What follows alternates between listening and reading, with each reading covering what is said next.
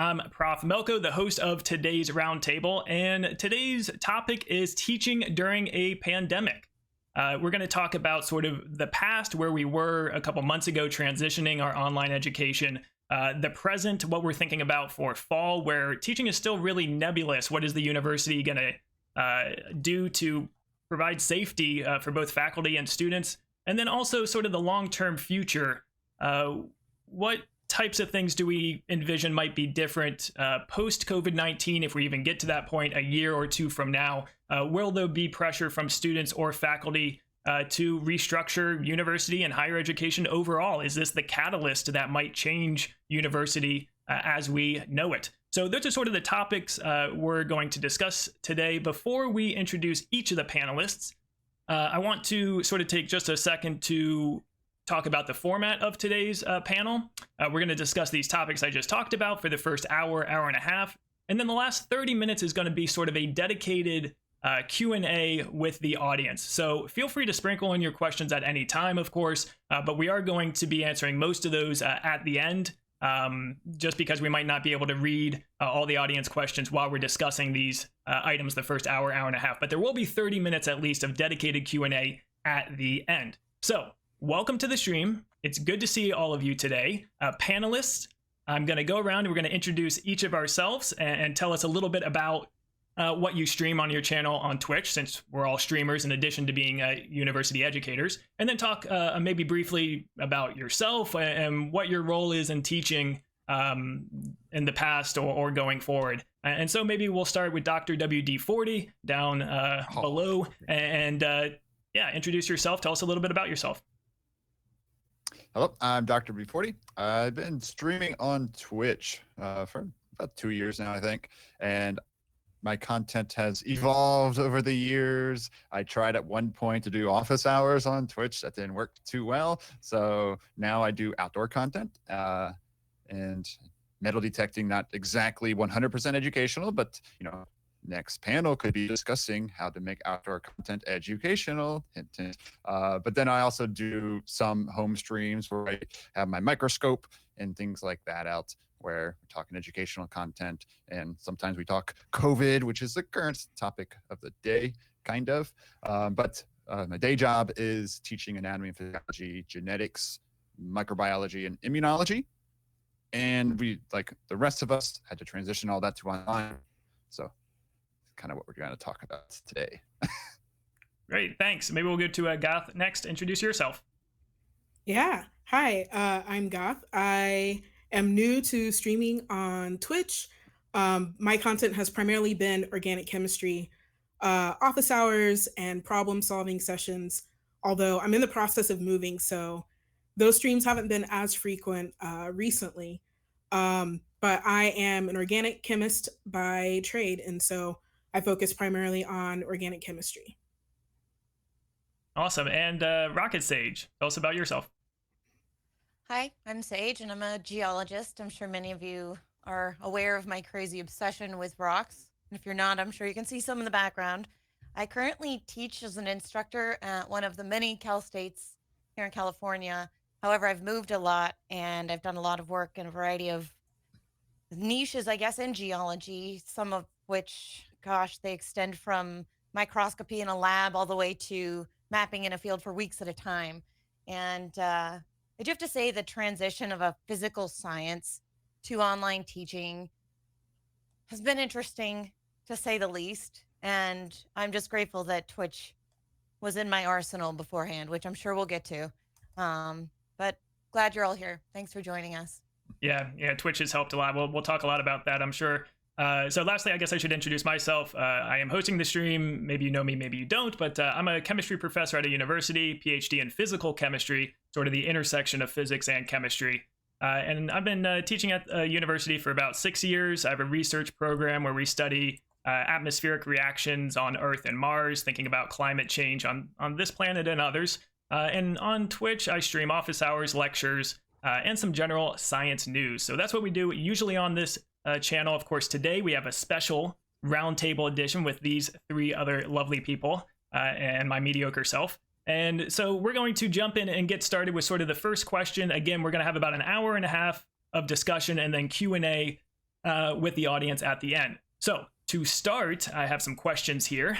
And I think we'll start with a little bit more introduction to speak specifically about what classes you taught this past spring semester, and how you transitioned them. Like what efforts did you put in place, and how crazy was it? Just tell us a little bit about your experience this past spring semester transitioning your classes, what you taught, and what your experience was with that transition. And maybe Goth, we'll go back to you and start with you. Tell us a little bit about how that went for you. Yeah.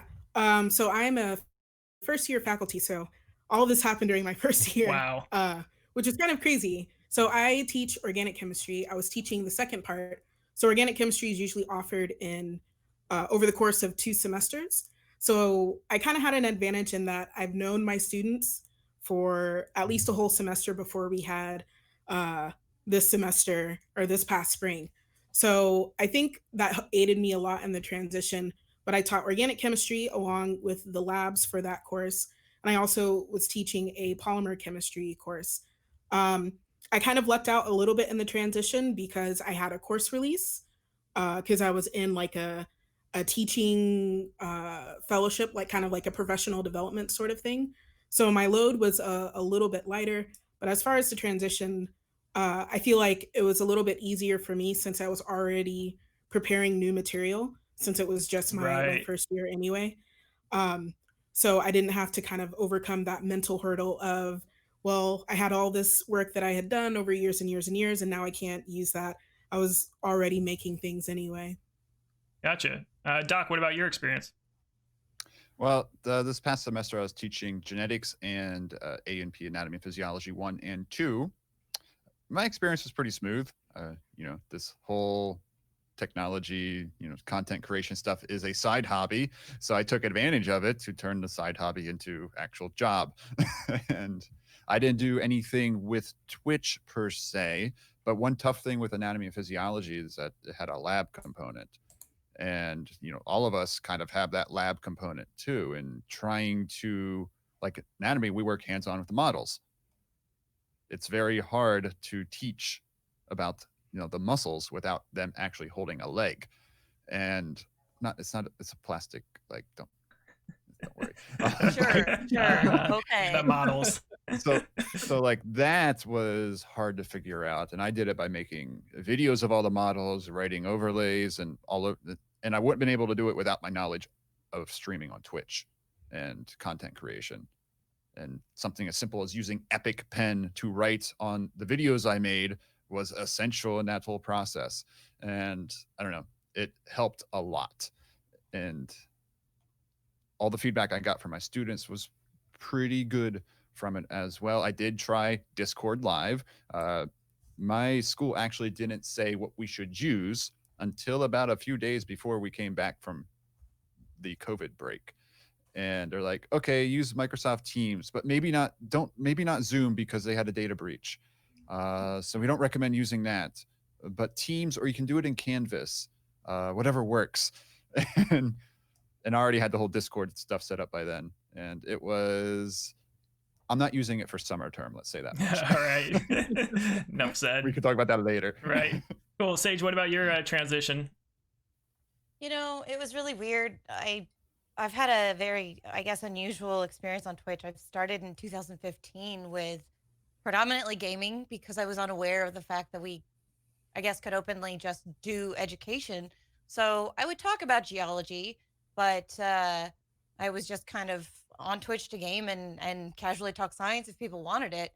Took a break, to finish some things, came back, and I learned so much over that course of time that I do feel that I'm grateful and lucky to have that. So yes, that indeed helped for sure. I did a little bit of a different path. Our university, like Dr. WD-40, didn't require that we use any one specific thing. They asked for recommendations. So to the best of my ability, I tried using and showing. I even made some tutorials for the department regarding Discord, regarding Twitch, regarding the use of the integration with Discord and Canvas or Blackboard, depending. I know a lot of universities use those two pieces of software. So I was able to help a lot. in that way, but I did find the communication was a huge issue, at least with us, because it was just so everything just happened at once. Right. It was just in the middle of semester. All of a sudden, it was, hey, you've got 2 weeks to prepare for this. 2 days later, hey, no, you don't. Good luck. It was like, oh, okay. So we inevitably got about a week to prepare everything. But again, like the physical labs, we have things like, well, actual physical rocks that, yes, it's pretty and it's nice to see on a camera, but it doesn't, your eyeball is so much better when looking at these things in person and being able to differentiate just the minute details, which is essential in geology. And I know it's essential in other physical sciences. Um, so the lab component was by far the hardest Right. component. And I found that if I had to do anything over, definitely relying on recordings because the quality is much better and versus the live streamed lectures or lab lectures, for example. Students didn't always have the availability of, I guess, internet access that was of the quality that would be necessary to see some of these details. So I think ultimately recording and adding unlisted videos to YouTube ultimately was a huge help. And I also relied heavily on Discord. Discord was, useful for me. I did use that for the live streamed lectures, but I also recorded them at the same time so that people had the option. Gotcha. Very cool. Yeah, I mean, I guess for me, I taught Introduction to Chemistry, which is kind of the freshman level, even before general chemistry when you come in. And then I taught physical chemistry, quantum mechanics, which is kind of like one of the last ones you would historically take. So it was definitely, as Doc said, we were definitely probably in a better position than some of our other colleagues in terms of transitioning, since we were super familiar with technology, even there's colleagues that weren't using any learning management system or like emailing students. And so I think they really struggled. So it's all relative. But for me, I was already making videos for my Introduction to Chemistry class. I already had that done. So for me, it was just like pointing them to the YouTube channel and say like, clicks here, right? Let's get the clicks up over on the YouTube channel. But I was, able to actually do that because they were already made. And so I spent a lot more time doing, yeah, it works. I think I spent a lot more time answering emails in a timely fashion and like getting the Discord communication back and forth going, and trying to live stream more office hours and more content. So for physical chemistry, like quantum mechanics is not something that's super easy to teach via video. It's already complicated enough. There's a lot of math involved that, there is something I think effective in like writing on a blackboard and writing along the equations. And so it's hard to make students do that. And that's sort of was some of my struggles that I went with in terms of physical chemistry too. So I think maybe that segues a little bit. What did you try that failed? Or some of us already hinted at this, but what did you try that really failed and that you're going to throw out? Doc sort of already mentioned Discord, although Sage said she loved it. So maybe she just did it better than Doc. Yeah, but what specifically? Student dependent.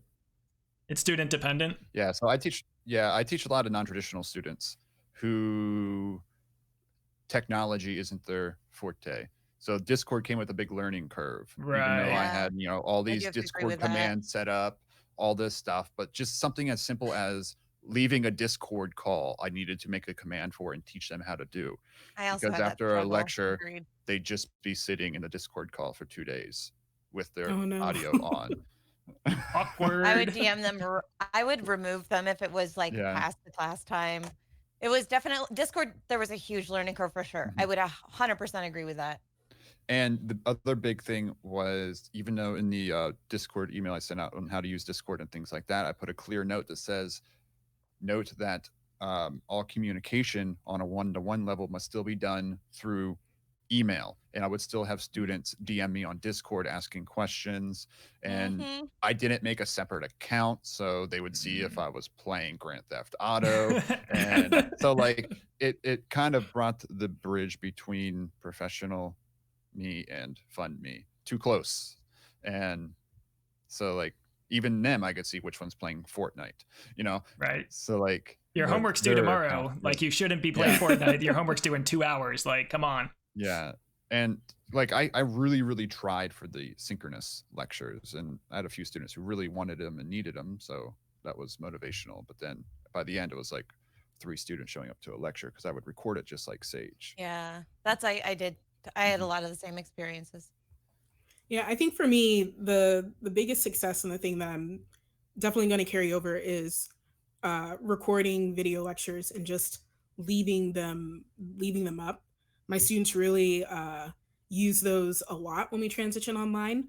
And for me, I wasn't sold on trying to go 100% synchronous, but I wanted to make sure we had some sort of synchronous element. So we would have scheduled office hours for that class during the regular class time that we would have met if we were face to Smart. face.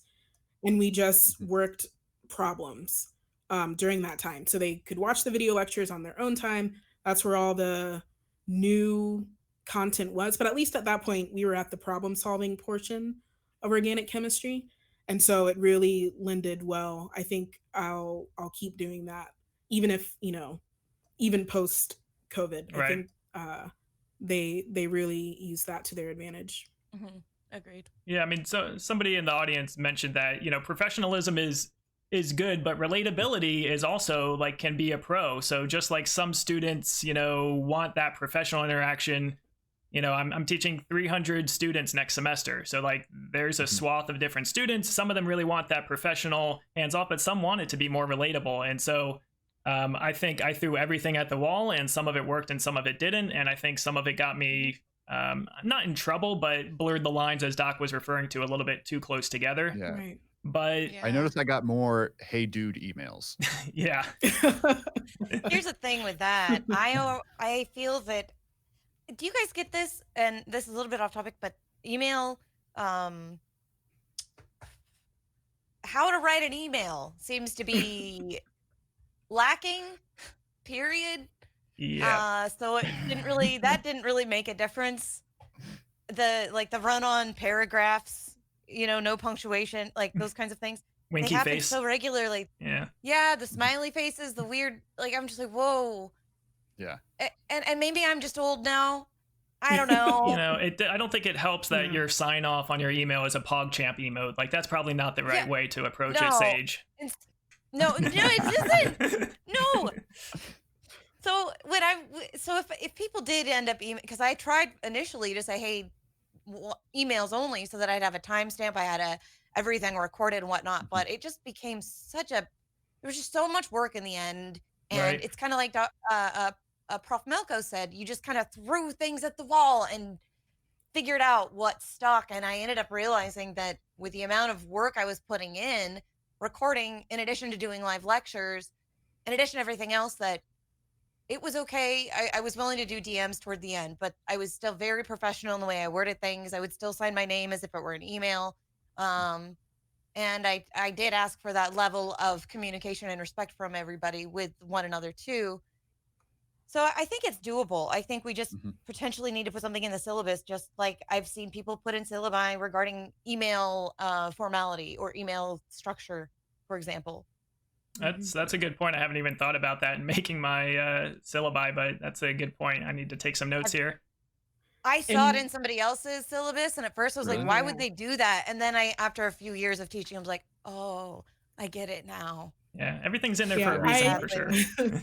I ended up I using started. Discord a bit with my Mhm. students, and I had a page that they had to read through, like before they can access everything else. That was just like about netiquette, like how do you Email dress, etiquette. Yeah. like not just email etiquette. A lot of them were new to Discord, Yeah. so Mhm. how do you Okay. communicate with people like through Discord? What is acceptable? What's not? Like just setting down some ground rules, and I think that helped a lot. I didn't have as many troubles with like the correspondence between me and my Was that students. tied to a You bot? also, I remember.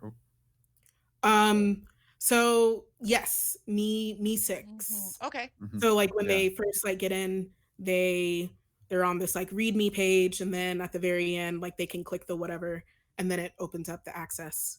I might need Yeah. some tips from you. Oh yeah. I we can do remember that. you also did a great job at making it clear to your students work-life balance, and Yes. you don't respond to things after a certain time. And that's Oh one yeah. thing I've been really bad about. I mean, I get like 20 or 30 emails a day from students, and I just don't want them sitting overnight. So I just respond and I'm get the it done and same over with. way. And if anything was big in this transition online stuff, it's the whole answering emails past normal work times. Hmm. And yeah, but I remember you did a great job at like telling your students, look, I don't answer at these times. There's Yeah. definite boundaries that are, I think, absolutely acceptable.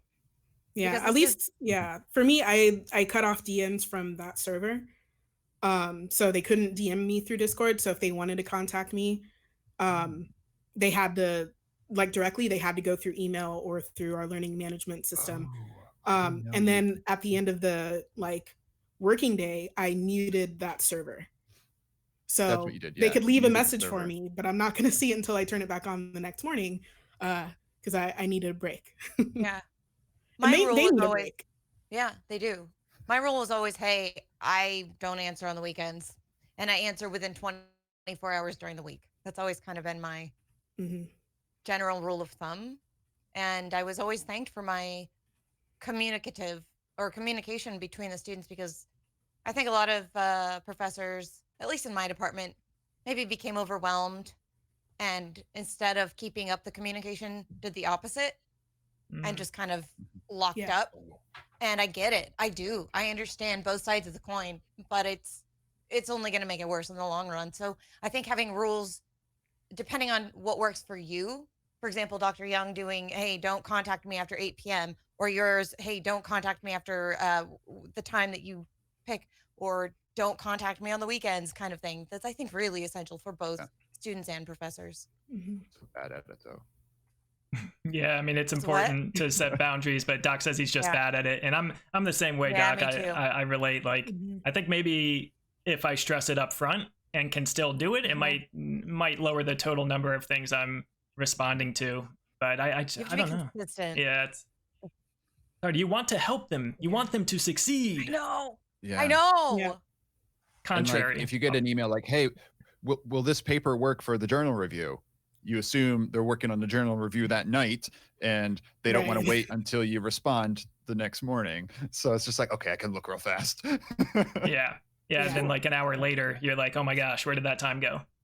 Yeah. Yeah. And then I kind of like, I don't know, I actually like grading exams and things because I want to see how good they did, or how, I hope always that they do well. So I get Mhm. excited, and then I don't know. And then disappointed when you actually grade them. Sometimes, okay, yes. Yeah. I'm not Do gonna your lie, it happens. guys' colleges have a rule where you have to respond to student emails within a certain amount of time? Ours is 48 hours. Oh, I'm Ours is sure they 48 do. hours. Yeah. Mhm. I just Well, do it 48 within. hours business days.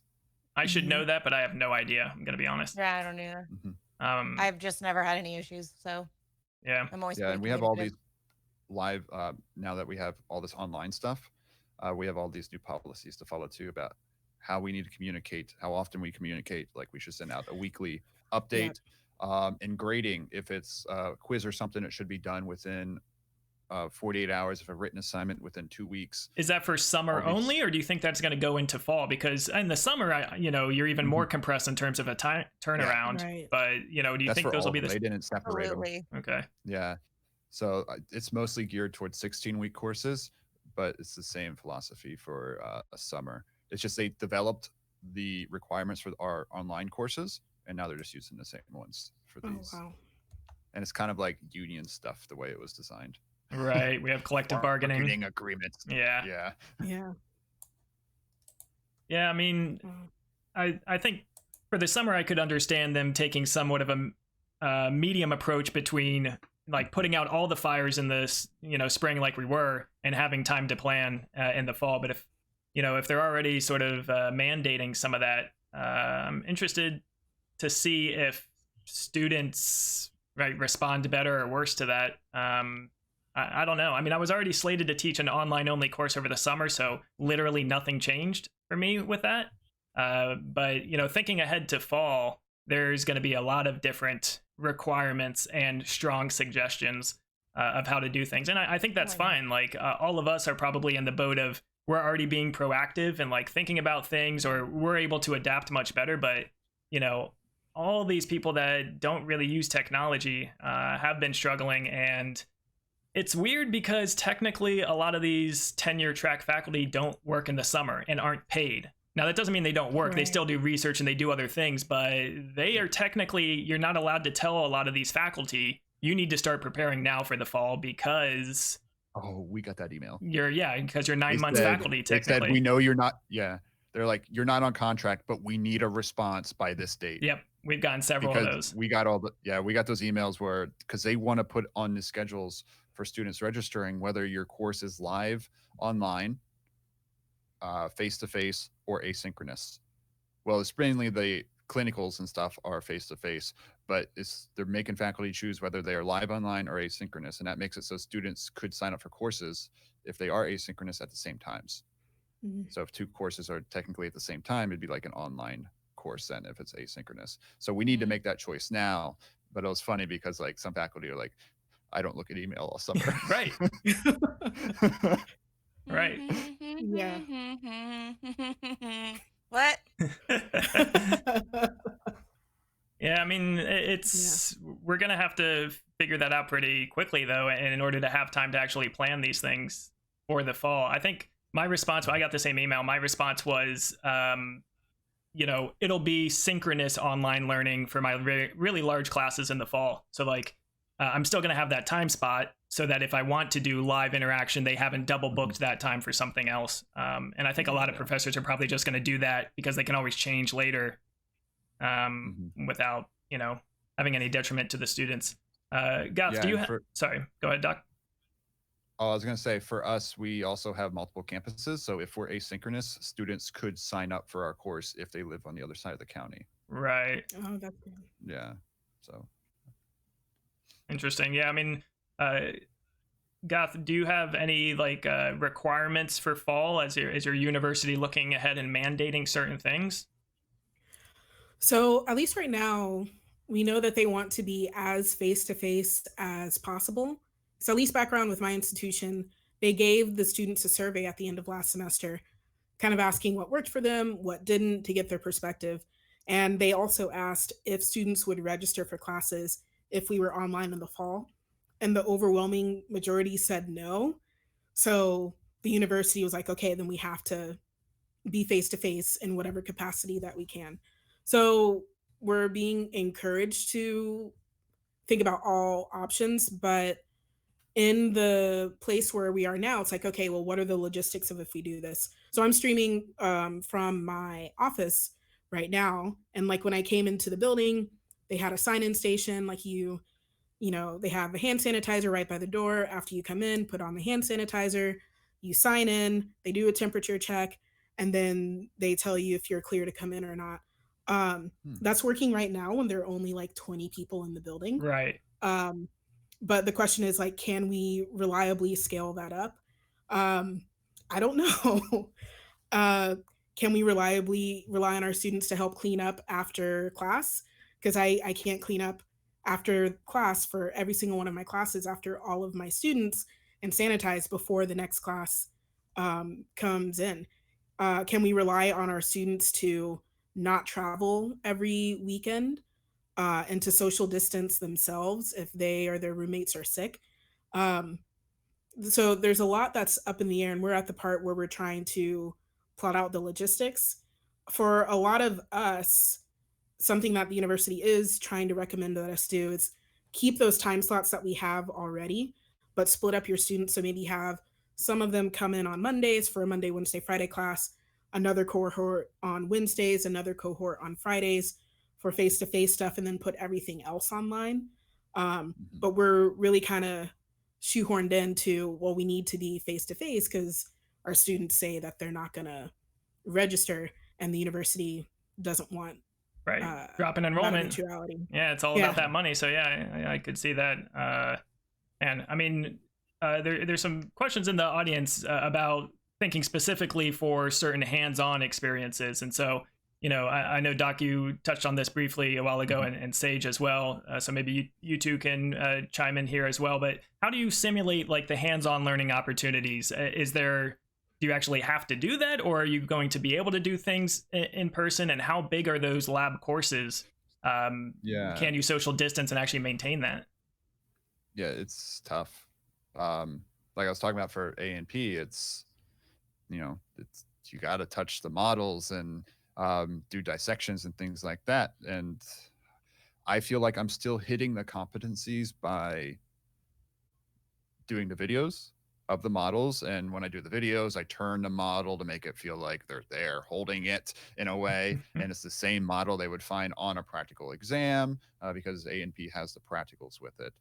So I feel like I'm still hitting the competencies, but I know I still get reviews from students when I ask them, what do you think about the labs, things you could do to make it better? And you're just a hands-on learner. And that's going to be difficult with this setup, no matter how you look at it. And that's, you know, I don't know the right way to fix that. Maybe our school could allow having certain days where we allow a certain amount of students in the classroom to work with the models. Right. And I know my college did send out an email saying, if we are on campus, we have to follow these 50 guidelines. And then if a student has any possible symptoms, they can't come for 2 weeks. Right. So I'm going to be live online asynchronous. I'd actually, regarding the asynchronous versus synchronous classes, I would actually like to say that my campus hasn't said anything regarding that. They tend to, at least in my experience, and I've been with them for several years now, it's not that the news is late, it's that it's kind of late. Sometimes we don't really know until it's like right before the last minute in some cases. So there haven't really been any mandatory anything other than it is all going to be online again. That's all we know. This next semester is all online again, including our physical labs. So one of the things I've been doing is trying to emulate our field trips, both in live stream and in recording. So I'm slowly, very slowly putting together various field stops and recordings for that because, well, geology is a study of the earth, which is a lot of outdoor time that students can't do right now. And it's actually really problematic for my field because one of the capstone requirements is that they're outdoor for 6 weeks, and we've canceled all field trips. So the 6-week capstone where they go out and they actually map and they look at everything and they use all of the tools that they learned through their entire undergrad to graduate is going to be problematic. And I honestly, I don't know what that solution is going to be, but I know for the individual class field trips that we do, I could at least do some recording and some kind of supplement to what it could be. It's just not going to be as good.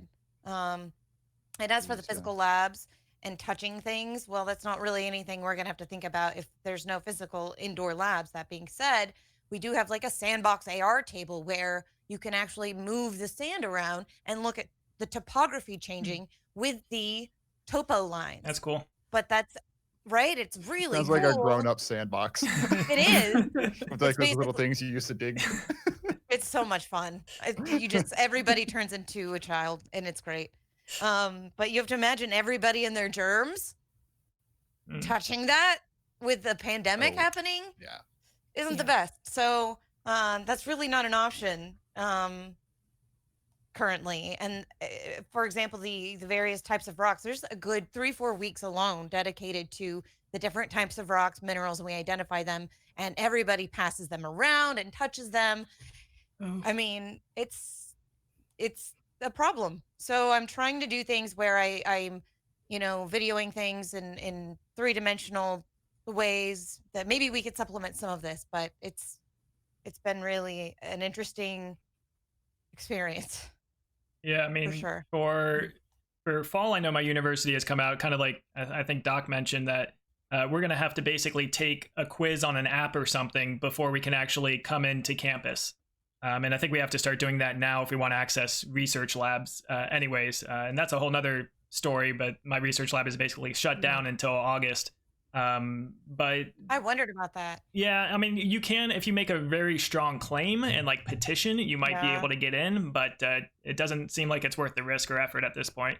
But thinking to fall, like having to check in, I think my university is going to have, mandatory masks as much as you can do that. Have social distancing, absolutely. Basically following CDC guidelines so we can go and read about those and make sure we're adhering to them. But I'm very fortunate. I didn't teach any labs this past semester, and I'm not slated to in the fall. So that really complicates things, thinking about, how do you give them that tangible experience? And like in all of our fields, it's super important. Like you could imagine some fields you can transition to remote, but like that laboratory tactile response, like I will never trust, a surgeon to operate on me. Like the people going to medical school now, are they just like playing like surgery online? And like, I don't want an operation in a couple years from those people. Surgery simulator. Yeah. Those are one of the things where, in a nursing program for like clinical things and things like that, they're still meeting, but they have to follow social distancing. We have if you're on campus, you have to have a mask on. And if you don't have a mask, you can go to the security office and they'll provide you one, which is nice. So you can't have that student that yells, "I don't have one." But anyone doing nursing and clinical stuff, if they're fighting wearing a mask, that's a problem. Right. Yeah. Well said. I think we're doing the same thing in terms of any hands-on labs. Like if it's either a practical or nursing or some chemistry labs, the upper chemistry labs, they're still going to be in person because the class sizes are small enough that you can put them in larger classrooms. So I think anything over 50 students, they said you're pretty much not forced, but strongly suggested to do it online. And so that's what all my classes are going to be online. I hope they do that with the upper division geology because... Yeah, something they've told us for the labs is to try to front load as much as you can. So I teach the organic chemistry labs here. And organic chemistry isn't always the most precise. Like how much solvent do you add? Like if a student asks, the answer is usually, enough. And it's like, well, how do you know what enough is? Well, you practice long enough until you realize like, okay, this is what I need. And so that really, you can't kind of get that. And so my struggle with trying to plan labs for the fall semester, knowing that it's going to be online, at least partially, is trying to figure out, well, how can I still teach the techniques that they need to know and help them kind of get like, the hands-on skill to start like training that muscle memory. Because there are tons of like online labs out there that teach a lot of concepts, which is great, but that's not the primary focus of many of these labs. And so I thought about rotating students, but also coming up, like making boxes of glassware that students can take home and conduct like a lab at home with, it might not work as well, but kind of come up with an alternative that they could do at home so that they're still getting like that tactile experience, but it's hard. Yeah, in some email chains, we talked about students ordering some basic lab kits for them to do at home, and that was a quick, let's not do this. Like students with, even some of the kits have certain chemicals in them and things like that, where it's just you don't want that responsibility. Then the student was like, well, I don't want to buy that. Right. So it's even your idea of taking glassware home. Yeah. Like we use fume hoods for some things that we do. You guys know geology involves all the sciences, and depending on which branch of science you're in, you may or may not need a fume hood or a giant vacuum that sucks particulate of rock out of the air. So it's really, really important to make sure safety is a component. And with most labs, that's very, very hard to do long distance. Yeah. Yeah, for sure. So it's going to be interesting to see what creative ways we and many others could come up with to overcome this obstacle. Honestly, it's like somebody's going to have to think about it. Somebody's going to have to suggest or brainstorm. And I think that the more the merrier, man. There are a lot of companies that have been trying to institute online labs. And I know, you know, 4 years ago, I remember going to a conference and them trying to be like, no, you have to use this. And I was pushing back, like, I am not going to have somebody like titrate something digitally and expect them to actually be able to do it in person. And I think that's still the same argument. So why there are companies for this, I don't know. I don't know if certain things can ever be fully transitioned digitally, unless you know, the robot operator is here and they're all the ones doing surgeries in our jobs anyway. Then maybe it makes sense. But until next year, we're good. Like, do we even have cameras yet that are as good as the human eye, for example? No, I don't think we do. Exactly. No, the answer is That's no. a question for me, but I'm not answering. Anyway, from what I understand, no. So 4K looks good though. It does look great, but when you're looking at a silly rock, that tiny, minute detail, like using a hand lens to just get it's so essential. And I know I keep bringing it back to my own science because that's all I know, but no, that's good. There's a lot of, I think, technological improvements that will help the virtual lab immensely. And I know that, of course, the things like titration and very, very precise chemical analyses, I don't even know where to begin with that. You're going to have to figure that out. So get on it. Yeah, I mean, luckily, as I said, I'm not teaching any labs in the fall, so I just like push the emails, forward them to my you know, other faculty that are doing that. But that said, it reminds me of a decent question that I wanted to bring up from the audience, that, you know, us being the ones probably in our departments that are more familiar with the technology, have any of you been asked to actually like train other people or give them advice? And are you now, because you've been more used to this, now getting loaded with more work to try to train other professors on how to use Twitch, Discord, you know, Canvas, any learning management system? Doc, are you experiencing any of that? Just a little bit, just a couple of the adjuncts. And I'm more willing to help the adjuncts because I was an adjunct and I remember what it felt like to be lost. All the other full-timers, no one's really reached out, and it almost has me worried in a way because I haven't really heard anything about their courses, and I hope everything's going okay with their transition. And I know there are some older instructors who might not even know what YouTube is. So, but like, I haven't heard anything. That worries me. Like, does that mean just like they're lowering the bar for the students? Yeah, that's my worry, is that the bar is being lowered because it's a technological barrier for them. And I sent an email saying if anyone needs help with things, if they need me to go into the bio lab and make a video to, you know, let me know. But no one reached out to me except for the one adjunct in A&P who needed some assistance. And I just gave them all my stuff. Here, use my recordings. Yeah, Gath, are you getting any of that to be like help train other people or help share? I guess you're a first year faculty member, so they might be helping you with as much material as you're helping them digitally. Yeah, so my institution's really small, so I'm the only organic chemist here.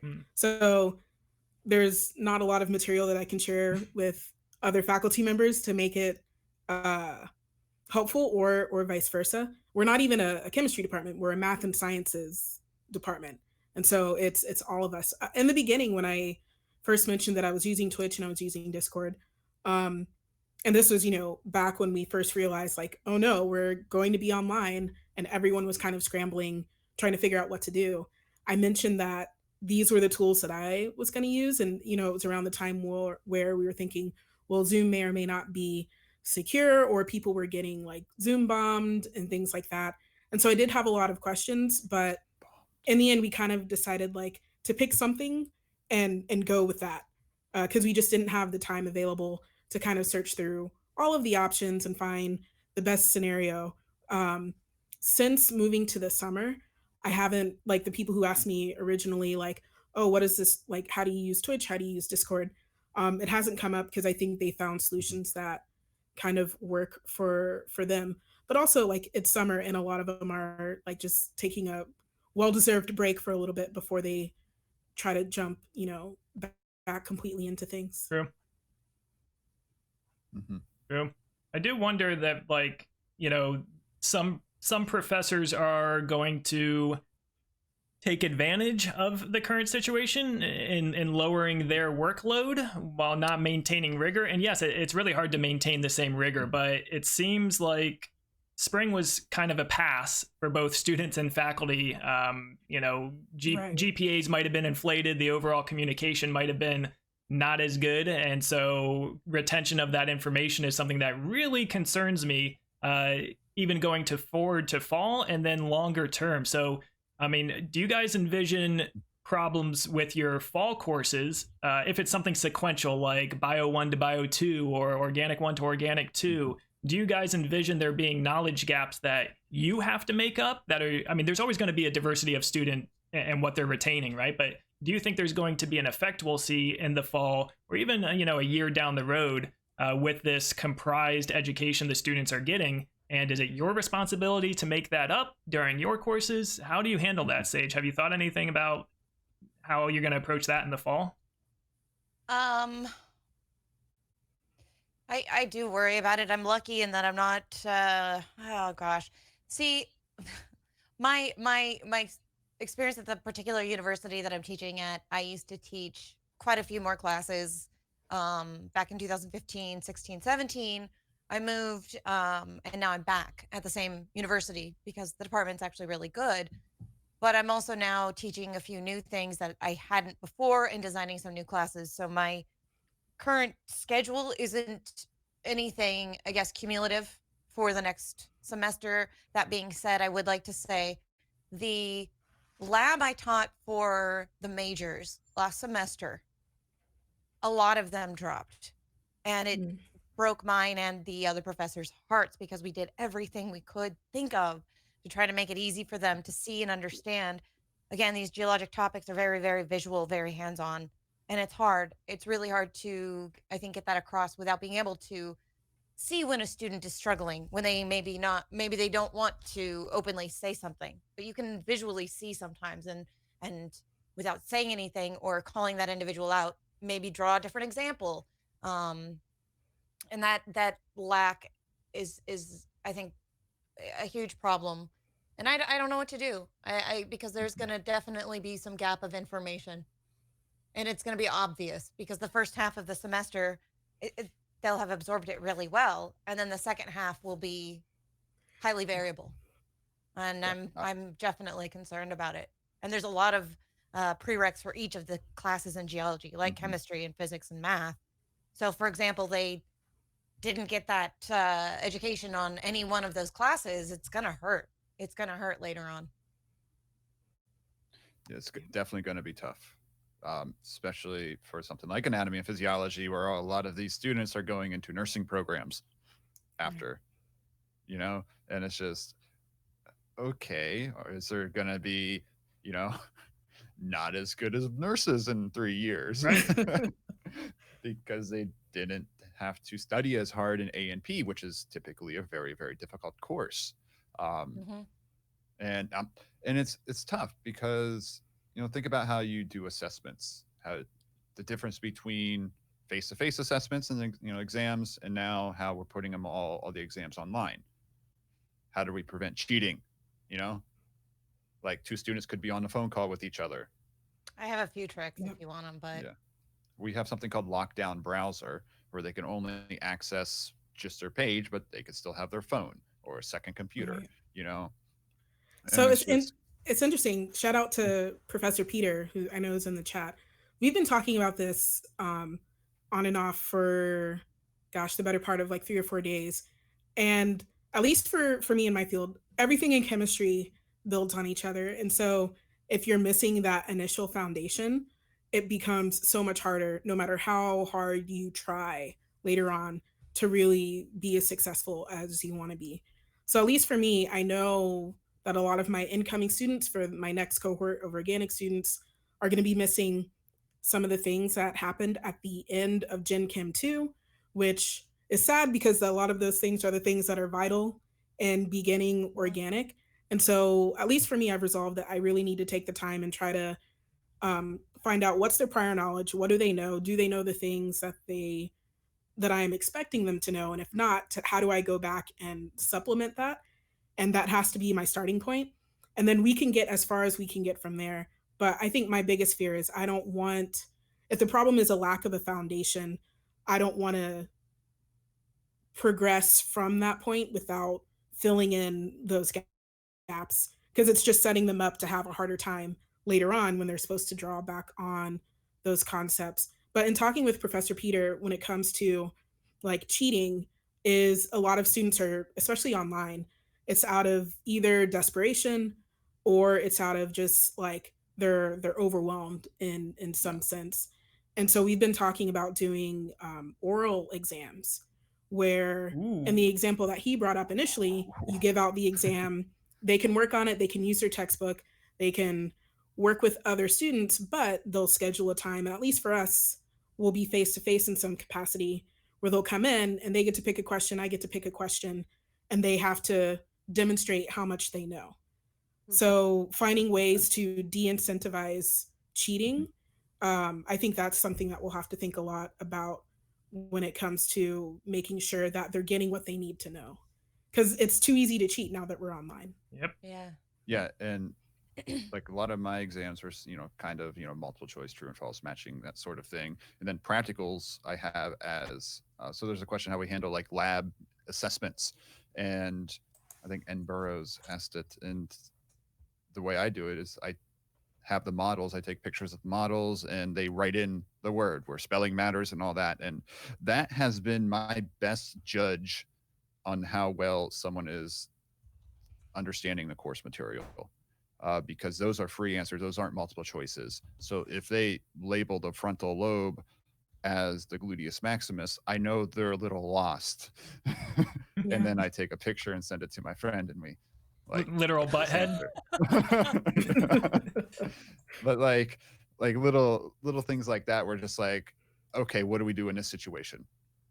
This student is, of course, obviously completely lost. And you look at their exam grade was, maybe a C, where that exam in face-to-face would be a lot harder. Same exam, the difference face-to-face compared to taking it on Canvas is a major difference. It boosts a lot of grades now too. So you're getting a lot of grades being boosted. And do you change your assessment style now? Do you make online exams harder? I don't know if any of you have contemplated this. So sorry if I'm taking over a question here, but do you plan to make assessments harder next semester? Yeah, I mean, I definitely want to be more creative with it, like Gath was talking about. Definitely in the spring, it was just none of my exams had ever been online. So while I had videos for them, I did have to redo all my exams and put them all online. But that was just like triage at that point. I think going forward, as Gath talked about, like we have to think a lot about it, and it's troubling because, now that it's online, grading those exams was super easy. And so I could just roll into the next semester with the exams already made, and grades will still be inflated, and my job is much, much easier. But it's a disservice to the students, and I'm not going to do that. At least I'm not going to say I'm going to do that on this broadcast. But we have to think more about how we get making those online exams is tough, man. So it take a lot of time. Yeah. Well, if you're doing, especially if you're doing open response, I think you're right, Doc. That's what I have to think more about, because those do take a long time to grade. Where if it's just multiple choice, it's easy. And the cheating, even in fill in the blank, they're still posting. My screenshots of my exams are on Chegg. So they're still posting them to Chegg and getting live tutoring. That is a really systemic problem that a lot of students are doing. And it's not that hard to figure out which student, even if it's a automated multiple choice exam, right? I can go through and see these 3 questions in a row that they posted on Chegg. Only this student had those 3. You cheated, you failed, good day, sir. And that's something we can do, but we have to think more about how to prevent them from even going to those resources. Doc? Was it you that retweeted that one story of the professor that changed the question and made it so it was chemistry, and made it so there was no correct answer?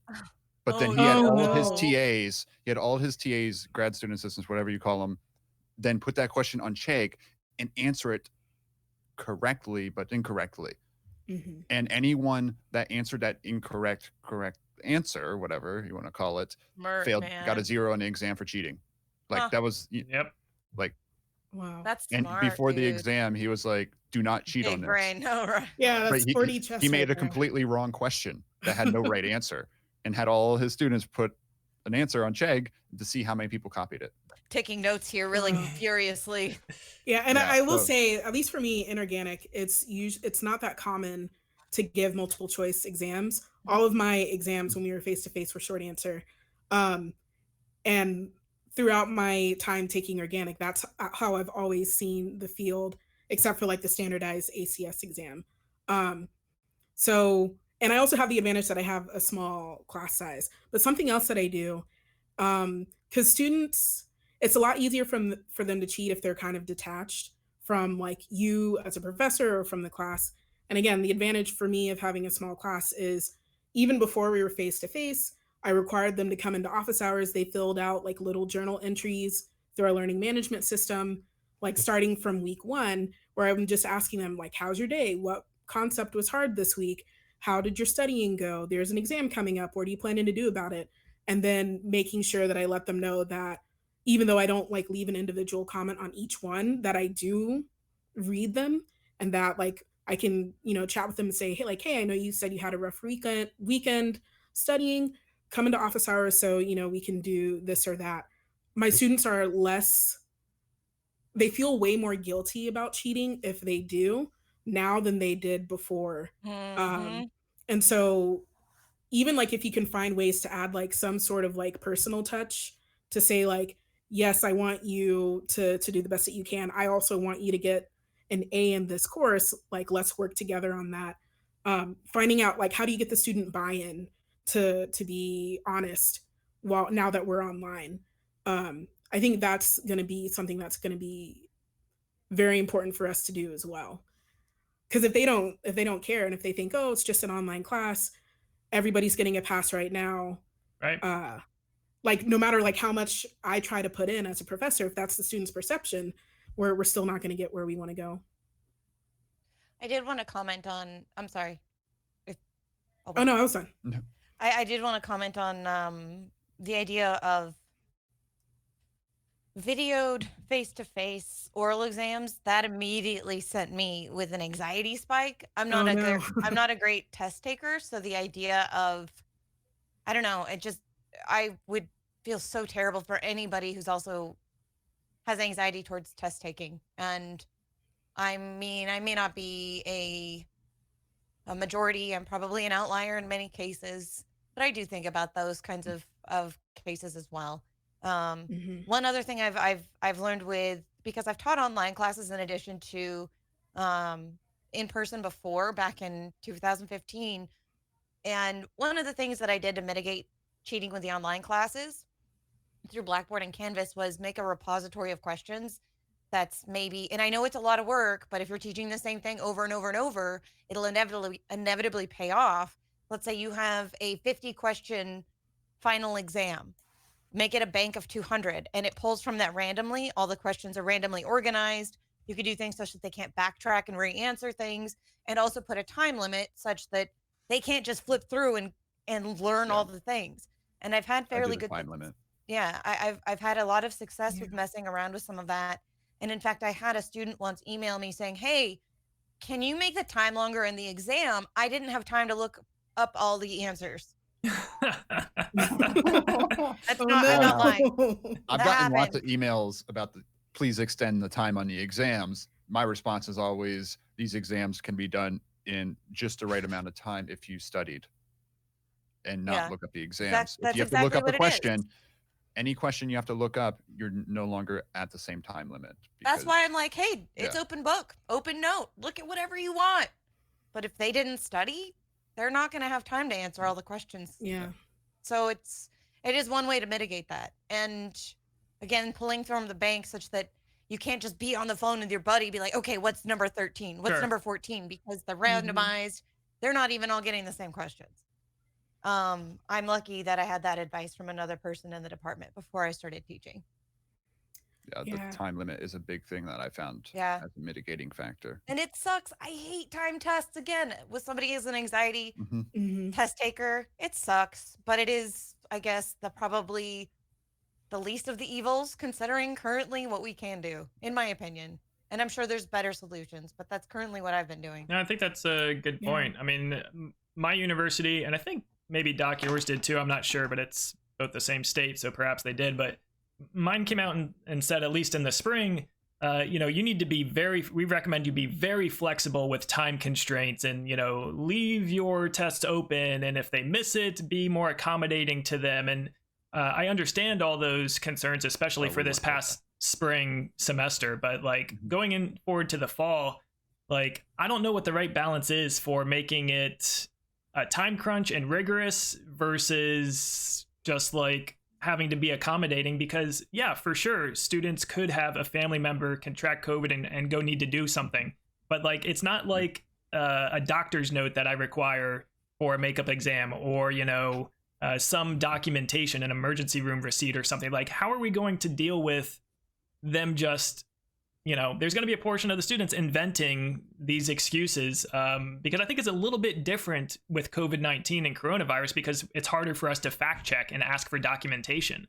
So I have no idea how I'm going to handle that when out of 300 students, 30 of them say, I missed the window because, X, Y, or Z. And it's much harder to say, okay, where's your doctor's note?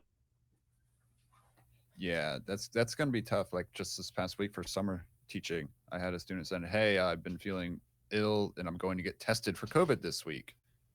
Could I have an extension? And I was, of course, lenient, saying, okay, I'll give you until Sunday. I hope the testing goes well. Then he emailed back and said, hey, look, I tested negative and I'll get the exam done. So that one wasn't a problem, but how many are going to make up things, or, hey, I'm not feeling well, but I don't want to go out and get tested, so I can't get a doctor's note. Right. We received a notice from the university saying that going forward, if a student says they're sick, as faculty, as staff, it's our job to take them at their word. So they don't need a doctor's note. They don't need any extra proof. So that's going to be a big change for us going forward.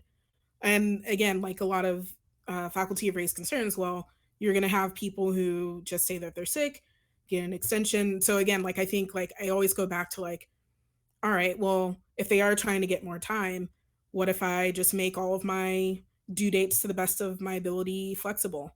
Or if they're so stressed that, some sort of assessment is coming up, maybe I can implement something where they can always retake an assessment. Like trying to find out like, okay, if somebody's going to use, this new rule and try to game the system, what are they trying to get out of that? And then can I give an alternative that can still work in my favor? And that like that's the hard part. Yeah, I think you're right. Yeah. Being proactive is the right approach here. It's a lot of work that we're going to have to do during a time when we might not be on contract to do said work. Oh yeah, and I was asked to create a California geology class, and they openly said, "Hey, we're not going to pay you for this," and I said, "I know." Dang. I know, but it's going to be something I can put on my resume, something that I make in my way, using, of course, the material that is assigned. But I'll always have that. And I've done it before. So it's a lot of work. But if I think about it in the long term, like, hey, this is something that I made that I'll always have in my repertoire of lectures or information. True. I can use it as EDU outreach. I can use it for other universities if I ever go somewhere else. Like, you just have to think about the silver lining, I suppose. And yeah, it's a ton of work. I get it. And especially now, everything's so unconventional currently. But if you think about it and, hey, this is something in my arsenal forever, I think it's overall a good thing. And another idea I had really quickly before I forget, potentially starting an overall arcing chat of all of us who teach, because there's several of you in chat I noticed too, would be awesome. We could share syllabi. We could be like, hey, this is something I think. Even share some examples of 100 level chemistry questions and whatever. Have a bank that we could all put together and help one another. Might be a Discord. Sounds like a channel in a certain TKF Discord. We could make a channel. Yeah, we could just do that, and we could make some different drop boxes for different subjects, whatever. But just an idea. Yeah, I like that. I want to make sure we get to a few other things before we turn to the Q&A in about 20 more minutes or so with the audience. I wanted to touch on, do you think post COVID-19, if that's ever a thing we get to, is there going to be more demand from both students and faculty for online content? And do you envision your university like going in that direction? Doc? I definitely do. Especially with faculty being like, I have these courses prepared for online. You mean I can do this asynchronous and not have to teach in person? And I can copy this canvas and click play? How many faculty will be all over that idea because they can add more load to their teaching and feels like they're not doing extra work? That's what we've been doing. That's our thing, Doc. We don't want to share this with everybody. but you know what I mean? Like, Yeah. I'm worried about that. Like, Yeah. there are some courses where, and students they need that face-to-face teaching. And if your school's not offering enough face-to-face courses for them, they're going to have to take the online version. And I'm going to see more faculty want to push, hey, look, I can teach this course online now. I mean, think about anatomy and physiology being all online after this is all done and over. Right. Like, courses like that shouldn't be. And like, the way I'm looking at it is I have this amazing list of videos now where if I have a struggling student in my face-to-face course, I can be like, look, here's some extra information you can watch. Here's the lecture again if you missed the lecture, but I still take class attendance. Oh, wow. You Not all professors are going to be like that, though, right? Yeah. So it's going to be interesting to see. And not only that, think of the admin perspective. Like, Sage, you and I were talking about this. Okay, so my courses have a limit of 24 people because anatomy, physiology, the number of models available, size of class, labs. But if we're online and it's asynchronous, why don't we just make your limit 48? Right. And that's one course instead of you getting paid for 2 courses. And school saves it, money. It's really important to have some sort of guidelines in place. So at my university, I'm on a university committee where we're trying to develop like guidelines for the administration of class sizes for online education. So it's something we've been thinking a lot about with online learning. I think this is just going to be the catalyst to force a lot of those talks to get developed, because I think you're right. There's going to be a lot more of this, and it's not all going to be effective. And, even if your university said, we can't offer all these classes online, it's not as good for our students. Well, University Y down the street is, and those credits transfer. So as long as some people are doing the online versions of the courses, your university, for a lot of reasons, probably is as well. Mm-hmm. As somebody who's had a lot of variability with the size of their class with the online classes, and the requisites sometimes change, like, hey, we want more writing this semester, and actually, no, we want more math, or actually, no, we want this or that. And I've had, it gets really insane when they're like, hey, we're going to pay you the same amount to teach 90 students this versus, I don't know, 48 or something, which used to be the class size. And it gets very overwhelming very quickly when you have 3 classes of 90 students, 2 other classes that might be, 50 students, and it isn't you're not paid anymore for the extra work. So that's it is, and it's sometimes a lot of extra work. I think our union fights for us for those things too. At least we have a union for that reason. Yeah. If there's anything like that ever happens. And I think like for online, they made the requirements already, and I think they're following those requirements. But I could always see administrations being like, well, we need to save money now, which a lot of administrations are going to be needing to save money now. So I wouldn't be surprised if those sorts of things happen. Yeah, I think for our institution, I think there are a lot of good things that are going to stick around from being online, but a lot of our faculty and a lot of our students, like they say, like the reason why they came here is because they wanted that face-to-face time. And so I think, at least at my institution, there might be more blending or keeping online elements for accessibility reasons, but I don't see, because at least at this point, the students are generally against it, and the faculty, for the most part, are generally against trying to push more things online because we run into that workload problem. So it's like, well, if you want us to teach like more online classes, but like we don't have the funds to pay faculty more, why would they move in that direction. So there's been a lot of pushback, even in, talking and asking faculty to continue working over the summer. There's been a lot of pushback from faculty saying, well, I'm not being paid over the summer. Like, it's, I don't know, like there are a lot of good things that I've seen like coming out of us being online. But like when I think about like my field in organic chemistry, like online organic chemistry courses existed before COVID-19. Sure. And a lot of them just seemed insanely stressful. I tutored a student fall semester who was taking an online organic class because he felt too afraid to take it in person, ended up coming to me for tutoring, even though I was teaching the in-person class. And like looking at the work that they were going through, I was like, this is insane. Like, I'm not sure if you're learning anything. And they were like, yeah, I'm not learning anything because there's just so much material. But even when it comes to like med schools, a lot of them have an exception right now. But at least our local med schools here in Mississippi said, okay, if you had to take something online in spring 2020, we'll give you a pass. Fall 2020, no exceptions. You have to take organic in person. You have to take these core classes in person. Interesting. And that's just the rule. Mm-hmm. They might, I mean, if, we end up going back on lockdown, they'll probably say, okay, we'll give another exception going online. But right now they're saying, if it's fully online, we're not going to accept it as credit if it's something that's required for your program.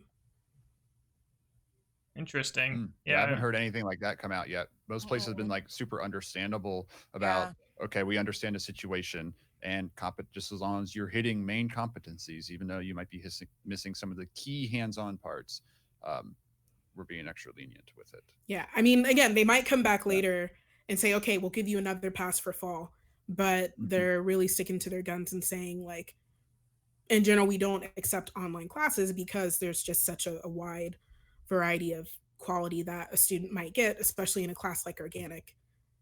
Fair. Yeah, there are a few courses like microbiology. I think they're handling fall slightly different, where they are coming in somehow for the laboratory sections. Yeah, because you can't mimic microbio plating organisms. I'm not teaching microbio, thankfully, but like pouring plates. Imagine getting a job in a technical field saying you took a microbio lab and then not knowing how to just simply pour a plate properly. Yep. Same with petrography, using all the microscopy that we use. It's a very specific kind of microscope using cross-polarized and plane polarized light. You can't just, good luck, you read about it. Right. And so that is a worry. And I think they're saying, okay, teach online, but you have to have certain things that are face-to-face. You have to teach them certain methods, certain staining procedures and whatnot that are face-to-face so that they actually hold something and do it. Like a titration, because you always drop the acid, right? Oh, God. Oh, no. Yeah, just like the mitochondria is the powerhouse of the cell. Yeah, there you go. Okay, this is almost over, right? Then we have plenty of time to trigger you. I think, we have plenty of time. We'll get to Q&A with chat in another 10 minutes or so here. So there's still plenty of time. If you're in the audience and have more questions, feel free to queue them up and we'll get to them as much as we can. I didn't even think about Gath's point there that there might be industries or medical schools or those might be more the catalyst to prevent this change, if that's a thing. For me, it was thinking more about accreditation, which is a huge thing for, chemistry. Being American Chemical Society certified as a program is like a huge deal. And so we basically follow their guidelines. So maybe it will be that there's these government institutions and societies and industries that will want to hold on to these face-to-face things. And so I guess I was thinking post-COVID, there'd be a ton more online, but maybe it's going to be moderated a little bit by, whatever comes down from these larger institutional bodies that are eventually hiring our graduates. Yeah. It's definitely going to be big. I agree. Yeah. I mean, I don't know if there's going to be like a complete overhaul of higher education. I don't think that's going to happen, although it might be needed. But I wish. Why? What would you like to see? I would like to see it be more accessible to everyone, not just people with, higher financial means to start with, because I know that's a huge issue. I struggled so hard myself going through it, and I'm not going to get into that, and I know so many people who did. I think the administration tends to be somewhat bloated at most universities, and I don't know what could be the fix for that or exactly where the issues lie, but that would be And something. old. Yeah. Yeah. I know that some departments are now doing away with tenure track uh, in order to hire people for cheap that either just freshly started with their PhD or have masters like me, um, which is good because in a way, but I don't know. I have mixed feelings about that. I just think that I have mixed feelings with tenure track right now. Mhm. Um, there's a lot more I think about it. I think the current way in which it's done doesn't promote critical thinking. It promotes regurgitating and memorizing, which is sometimes problematic. Mhm. I know that's not always the case in some of the higher sciences and STEM in general, but I think that's a huge skill that we need to reinforce in humans to think outside the box and not just think of, hey, my biased professor who clearly is ignoring this other side of the argument is teaching this one thing, whatever the subject may be. Mhm. And bias is a huge issue too with professors worldwide, easily. So those are just a few things I'd like to see change. Sorry. We Yeah. have a for rambling. meteorology instructor that doesn't believe in climate change. Oof. How? Oh no. I mean, I could explain to them the Milankovitch cycles and how the difference between the variability of actual climate on Earth is very different between what's actually happening now. But Send them the link to And your it's- I'm just a Twitch. geologist. and it's a tenure trap. You can't do anything. They have tenure. But nice thing about where I teach, not go to school, is that it's kind of like a rolling tenure. It's not you get tenure and then you have it for life. Like the way it is, so I'm just start as a new faculty there, and at 3 years I can have enough points, meaning professional development. Might use this as points as a invited panel discussion, invited talk, and could help me for tenure. Thanks, Malco. But like and then I have to apply and get tenure within 7 years. If I don't, I'm fired, I guess. And then after you get tenure, you have to reapply for it every 3 to 5 years.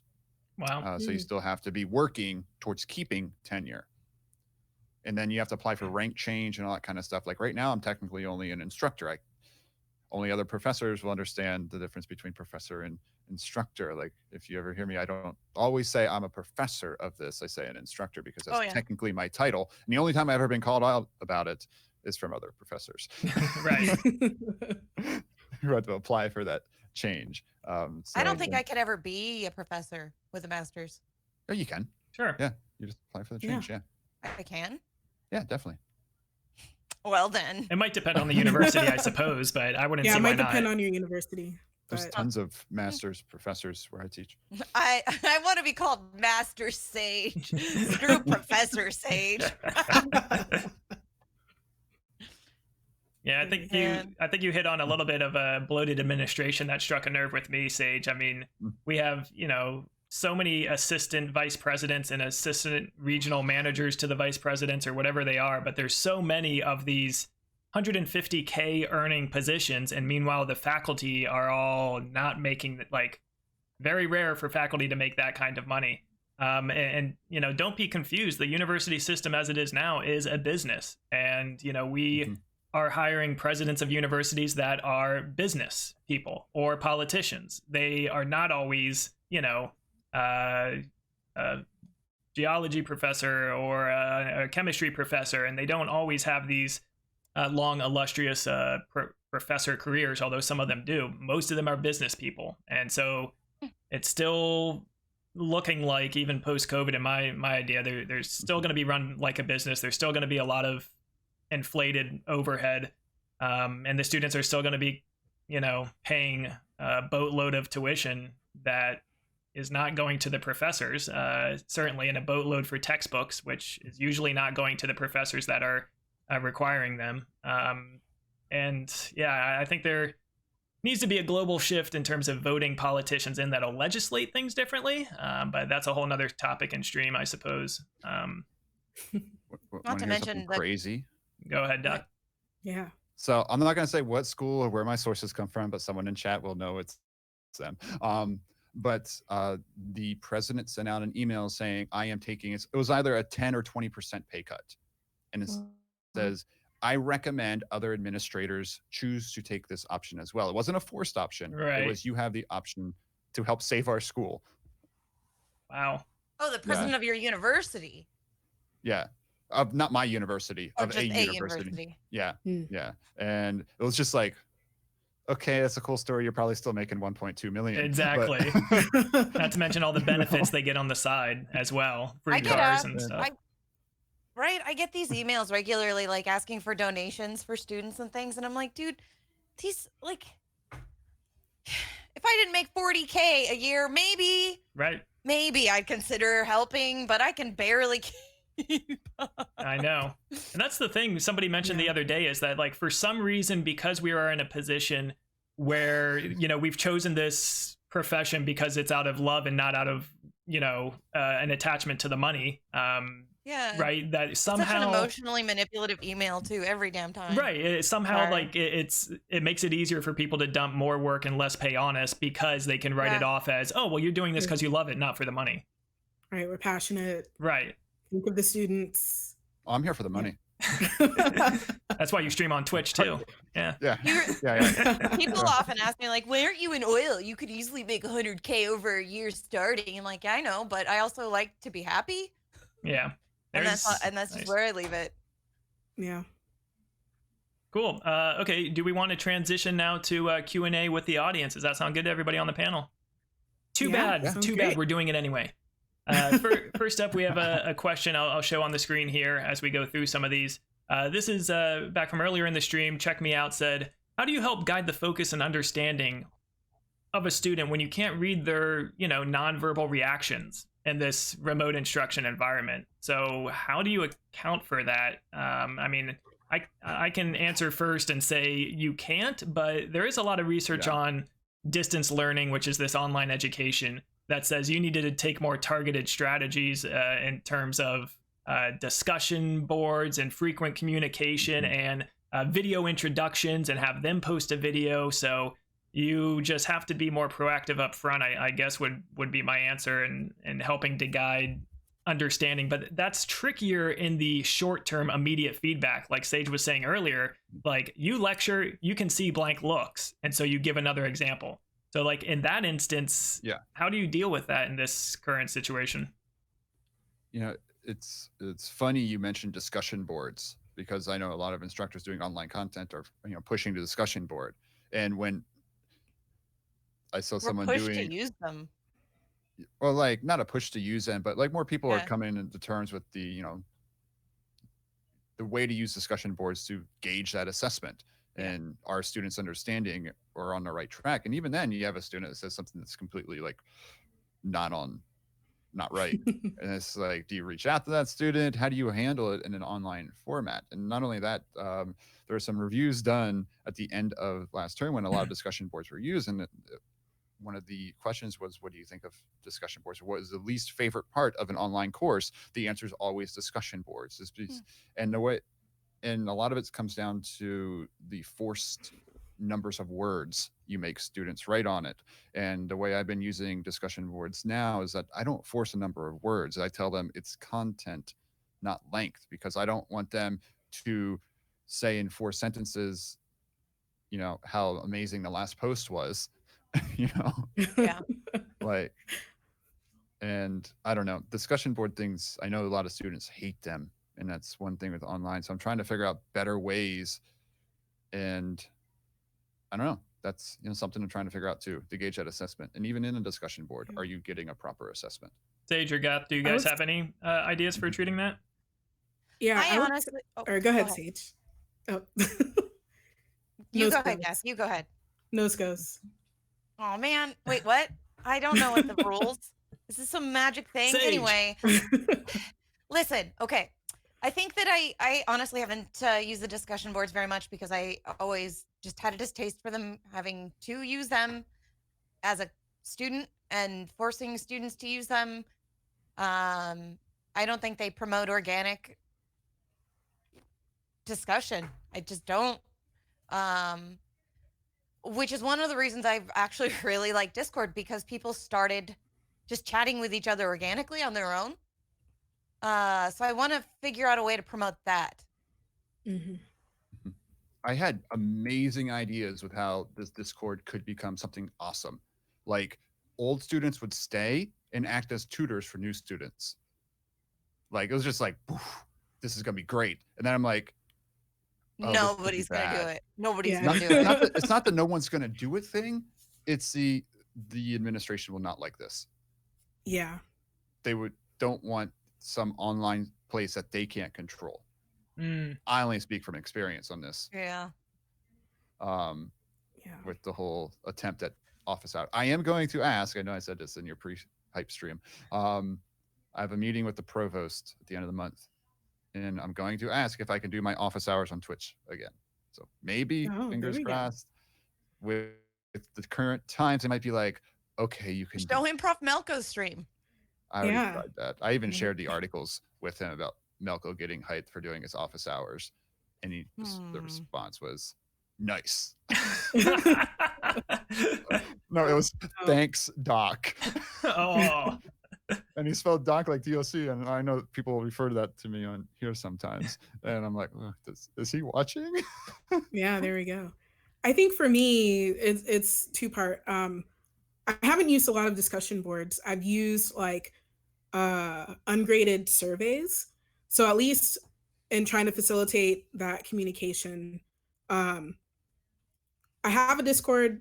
A lot of my students were unfamiliar with Discord, so it was really hard for them to get started, especially so suddenly. So I had to make a lot of programming for that. But I like if there's something that I want to know from my students, I make an ungraded survey and I just ask them. So they know, well, they can just put it in, they can be as detailed as they want, but I'm at like even like when we first went online, I'm like, how are you doing? Everything's really crazy right now. And about 80% of them like wrote honest answers that, yeah, I'm not doing really well. Everything is up in the air. And so establishing communication that way, because at least there's like three main types of engagement, at least in this one way of thinking. Like there's student engagement, there's student faculty engagement, and there's student content engagement. And so the student was a lot harder to facilitate, and I need to think about that. But at least with the student faculty, just asking them like how they're doing and consistently asking them, like even before we went online, I was asking them every week to give me an update. It wasn't about class, it wasn't about their grade. And we kind of built that relationship from there, and it paid off when we went online. The other thing is giving a rubric for everything, because at least for the ones who are a little too nervous, or maybe even they don't have access online, if I'm not able to reach out and communicate them with what I want, they at least they know that a rubric is like the official, like, what do I want from you in this assignment, here is the rubric. And so like that's like the last resort, that if I'm not able to communicate with them, at least making sure they have access to a rubric. So if they want to, do the bare minimum to make sure they get the grade that they want, like it's all there. Because you can't force everyone to participate in the way that you want them to. So I'll at least try to enable them to do the things that they want to get their grade that they want. Sure. Next question we have from the chat. This one is from Bran. Says, what advice would you give to students that are having to deal with all of these changes to the classroom structure and having to learn via online courses? So is there like one piece of advice you could think of or give students that might prefer face-to-face but are having and are going to have to continue to do remote instruction? What is one piece of advice you might give that student that is struggling?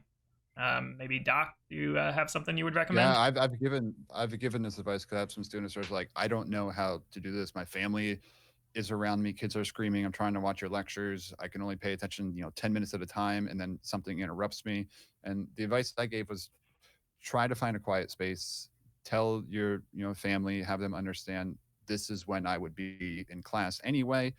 Put yourself in a room, and say, pretend I'm not here.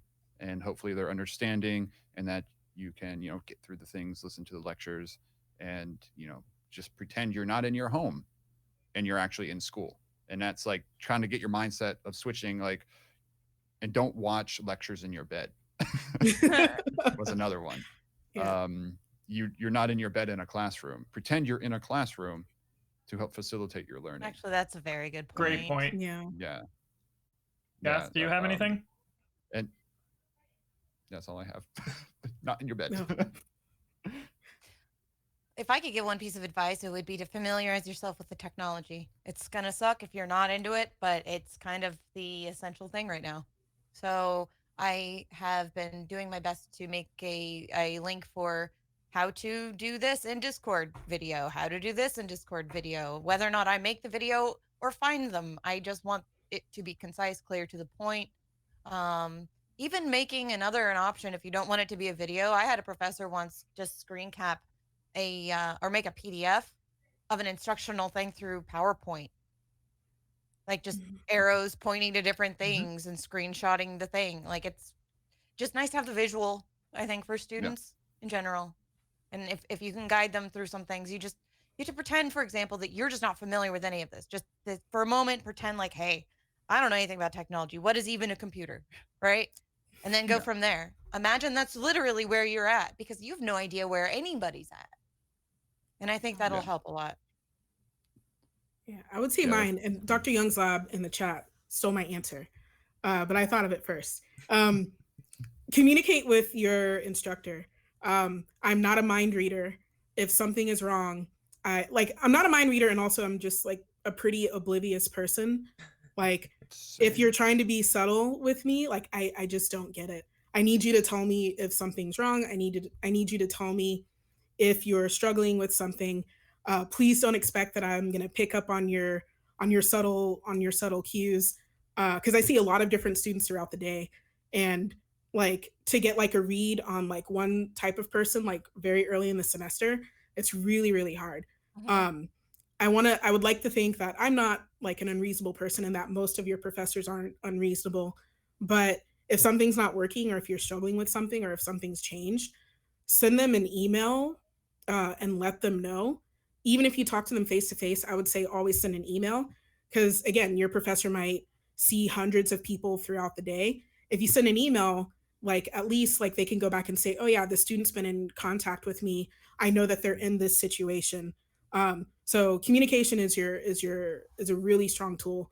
Please use it to your advantage. Yeah, great point. I would just piggyback on that and say, the sooner you do it in the course, the better, because it's got, as soon as you start pushing that, boulder down the hill or up the hill, whatever you think, it's going to like get easier to do. So if you can communicate with your professor, and this goes for in person, face to face, or online, like the sooner in the semester you establish any sort of connection, the better, because it will make it easier for you to reach out to them going forward and ask for help. So that would be my one piece of advice, is early and often communication, I think. Yeah. I also try to send out a weekly email to each of my courses saying, okay, this is what's in store this week. If you have questions, remember these things. And at the beginning of the semester, I do talk about another point of advice that I didn't say here was, a lot of like minor non-traditional students, a lot of dual enrollments. This is the first time they have to sit down and actually dedicate themselves and make a schedule. Right. And I tell them, print out the syllabus. That is your little course Bible. Those are when assignments are due. And then pretend that you are going to the class at that time. Dedicate yourself to doing that. Just like, some people happen to have this thing called a stream schedule. I don't really know what that is. But you dedicate yourself to stream at those times. And if anything comes up around those times, you say, sorry, that's usually when I'm streaming. I can't meet then. And I try to give the students that advice, be like, if things come up, people ask you to do things, say, no, I'm in class then, even if you're at home. Then that was something I send out in that welcome email or video. Yeah. What's the stream schedule? It helps to retain viewers every Tuesday, 1:30 to 5 or so on this twitch.tv/Prof Melko, as well as Mondays and Thursdays. Okay, so next question. And periodically, don't forget. But Yeah. one quick question, maybe one person can answer this because I don't really know for my school. I know they've established it, but I'm not sure what the policy is. Do any of you know for your school, how are they handling student living in terms of dorms? Oh, we don't have dorms. Our students Uh, are going to be in dorms, and I don't know what the plan for that is. And I don't think they know the plan yet. Same here. We've got dorms. Yeah, we have I don't know what the dorms, deal and is. I think there's probably CDC guidelines that they're going to follow. I just math prof asked that in the chat, and I wasn't sure exactly Mm. what my university was doing. We haven't been They've shared got that this info. lunch or dinner area that they limited to students only in the dorms. That used to be open to everyone, so Mm. now it's just dorm students. Period. Only. In fact, Mm. everything else is basically closed on campus. So anybody who's left in the dorms, I mean, I guess that's that. I don't know what they're doing in terms of guidelines, but I'm pretty sure they're doing probably weekly tests or something because I do contrary to my joking, I do actually check my email regularly and I haven't heard anything about Right. the corona outbreak on campus. What about, this is a question for Goth specifically because I know she has experience here. Have you thought about like gamification and serious games to help teach and motivate students to engage online learning, like somehow using that?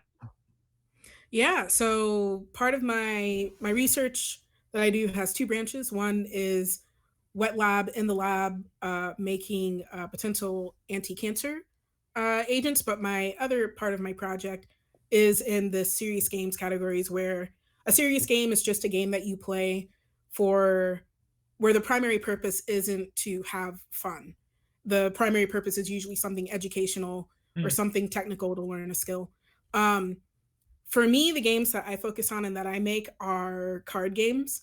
And so now that we're not face to face, it's a lot harder for that. I have been working on with some software to try to put together a organic chemistry game show that I could play with my students over Twitch and over the internet where they can use their phones. But I don't have a lot of experience in coding.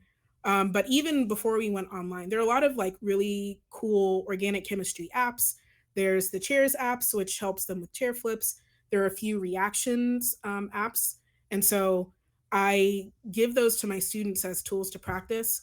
Um, but I think it would be cool to try to integrate that now that we're online in some capacity. I'm just not sure how to do that yet. Have you ever heard of Kahoot? I have. Yes. Yeah, I make a Kahoot for every single one of my chapters, and I send them. I make it publicly available with you just have you need a link to get to it, and I send the links. I have it all with all my video links, and they can go and play the Kahoot on their own. And one idea I have for next semester, if they do allow me to do office hours online, is to play those Kahoots Oh yeah. during those. No, I don't know what the TOS is with Kahoot and playing on Twitch and all that mess. Kind of ask No. forgiveness later. But students love Kahoots, and I take exam questions from those Kahoots, and now they can Mhm. play it at home. Now they're playing alone, of course, and I used to always use these in the classroom as well, but now they're also a great transition to online teaching too. Right.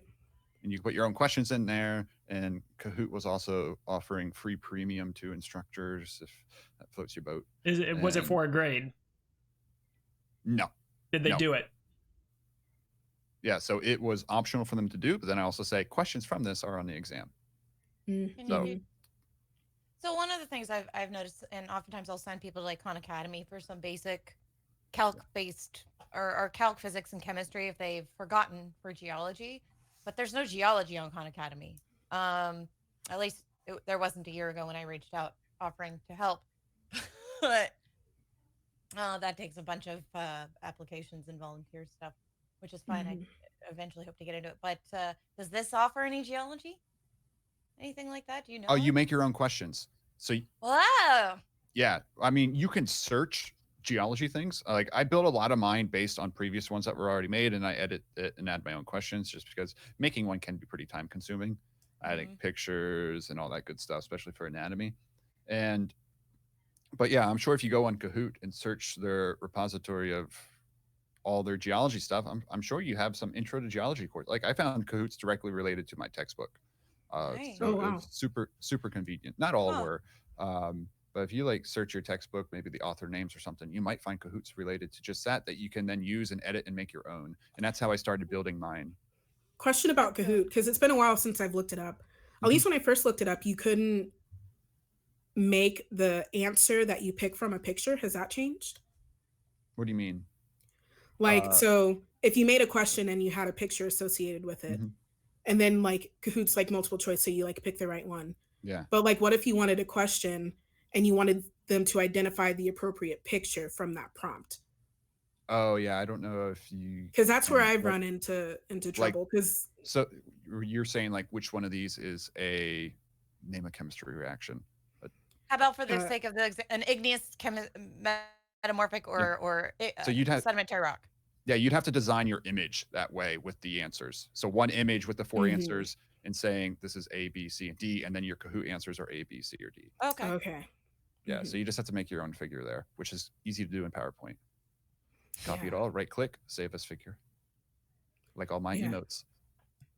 Right. Let's go to the next question from Slayer, who says, by the way, Doc's definitely getting sponsored by Kahoot in the fall, so look for that. Yeah. One question from Slayer in the audience.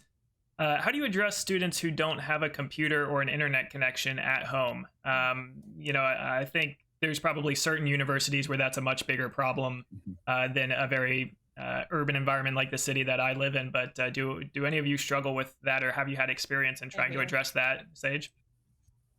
I do. So again, because of when it's a designed online class, it's expected that they have that. So that's one of the prereqs. Like you are expected to have everything needed technologically to complete this course, and then we have a little list like your computer, internet, whatever.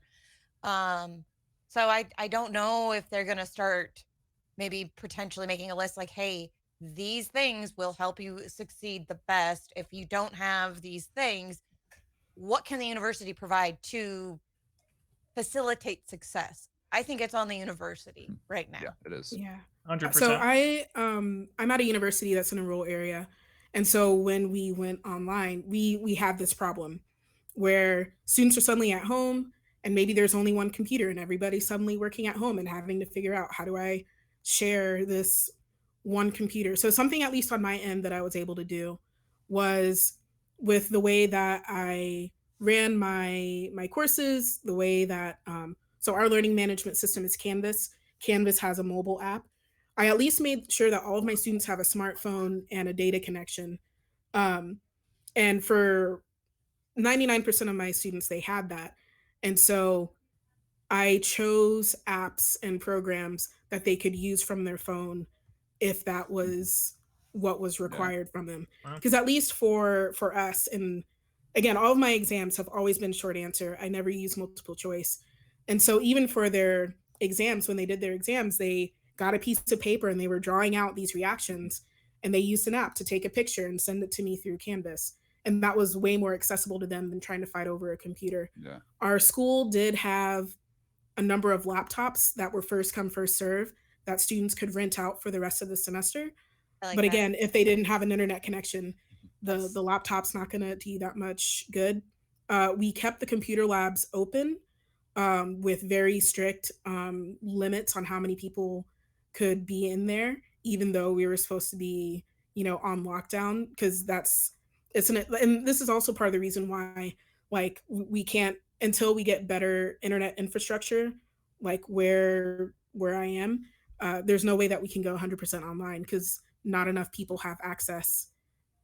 And at least for me, like since most of the stuff that we do is on paper, it was very easy for me to say, "Oh, we'll take a picture with your phone," Right. because at least I know you guys have that.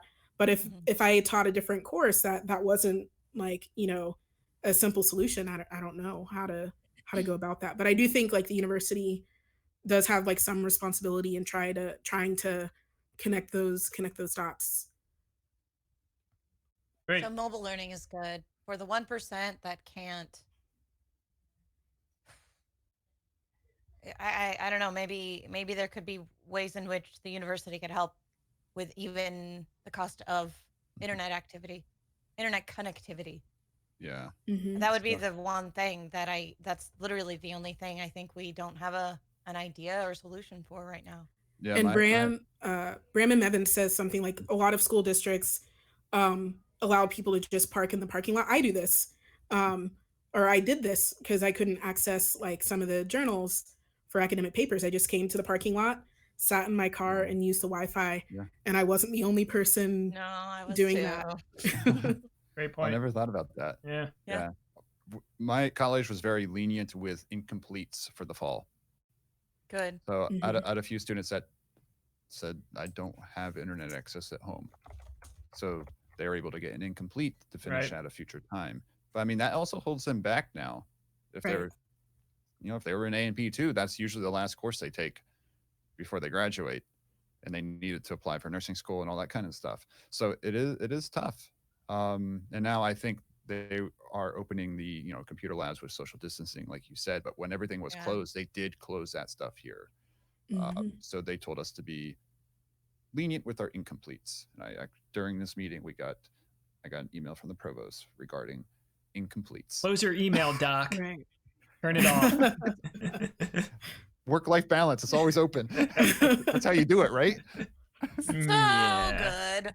All right, let's try to get to one or two more questions really quick, Yeah. maybe rapid fire before we end in another few minutes. And I will say that I'm going to stay on after we release the panelists here in another 10 minutes or so, and they return to their glorious lives. I will stay on and answer as many of these questions as I can, as well as give a survey for what you guys thought. So do hang around after the panel ends. And please, if you're in the audience, take that survey and give us some feedback about what you want to see moving forward with these.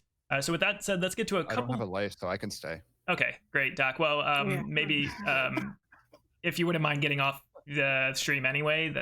Anyways, next question is from Drop Bear, who says, "What about your university offering back to lab courses and those struggles? What about offering maybe a year from now or something lab or lab focused, like larger intensive courses?" So that they can sort of catch up on developing all those lab schools. So maybe lowering the prereqs. I know that's a concern that I would think of is in order to go on, you need to have taken this class. So maybe all the lab courses, there's an option where they can take those all simultaneously, or maybe a condensed version in the first half of the semester and second half. Or is there any like creativity there you guys could think of to allow those tangible skills to develop? Yeah, some courses are already designed like that. So like I know when I registered for chemistry or physics, you sign up for chemistry, and the lab course is completely separate. So I think there could be this thing, so they could take like Chem 1 and Chem 2, and then later take Chem 1 and Chem 2 lab when we can return face to face. But they probably can't get to organic before Gen Chem 1 lab. There's still like some progression. Yeah, there is. Same with geology. And the other thing with geology too is you typically, it's mandatory that you take the lecture with the lab because they oftentimes coincide. The same topic that's being lectured, you're getting extra information from that lecture before you go into that lab of the same topic. Now, you might be getting additional details from the lab instructor, but it's building off of what you were just lectured to in the lecture section, if that makes sense. Yeah, so there's also they build that together. So that's a big thing too. Like, so if you remove one and say, hey, take the lab a year later, you're going to have to, again, deal with the issue of a gap of knowledge, maybe just due to time. Right. Yeah. Cool. Definitely an interesting idea, though. Yeah, I like that. And one we're probably going to deal with. Yeah. Yeah. Now that it's out there, we're going to have to do the work to actually do it. So thanks for the suggestion, Drop Arrow. Next question from Rob, and this might be the last one we get to. We'll see. But do you anticipate more remote teaching jobs opening up? So, maybe in the short term, maybe not, since all budgets are going down, but maybe a year from now, are schools going to start to hire like remote teachers only, with more of a movement to online courses? And would that be good, in your opinion, for teaching as a whole? Where I am, I know faculty will just be like, give me the extra load if it's online. Pay me more. I mean, right now I'm struggling financially, so I'm taking anything I can get. I'm not gonna lie. Yeah, but it could open up more remote opportunities with colleges seeing, oh, look, this can be online. Exactly. Well, that's kind of one of the things that I've been working on designing after talking to the chair was the California geology course that we teach for junior seniors.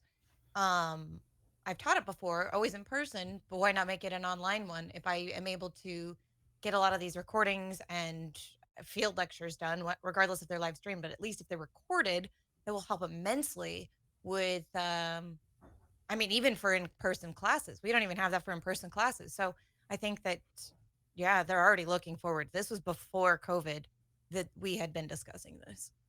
Mhm. So we're already pushing for the online route. And then everything like this happened. We'd been talking about virtual learning through even using video games and headsets. Like the Oculus Rift even came up in my department. And I was just like, wait, what?